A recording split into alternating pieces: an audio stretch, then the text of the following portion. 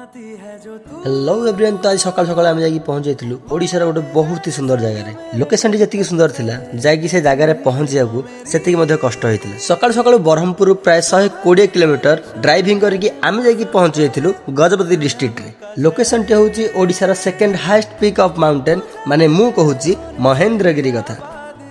तो आपण भावुथिबे काहेकि लोक माने 200-300 किलोमीटर ट्रैवल करिकि महेंद्रगिरी आसंती। तो मो सहित महेंद्रगिरी आस।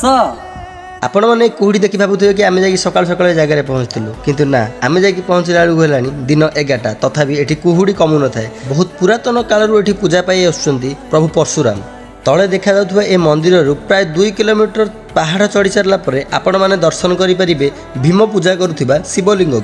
यही 2 किलोमीटर पहाड़ चढ़िया को आमको लगी प्राय 45 मिनिट रु घंटा। रास्ता जी आपण मानक सहज लगुए किंतु चढ़ाटा बहुत ही कष्टर था। बहुत कष्ट उपरको चढ़ी सारा पर फाइनाली आम देखिपारू भीम पूजा करुवा शिवलिंग को। जहाँ को भाई जगार दृश्य देखिकी मनर अनुभूति किसी अलग प्रकार ही कथार अच्छी ना सुंदर तृप्तिर अवसाद नहीं जेते देखुले नुआ लगुए।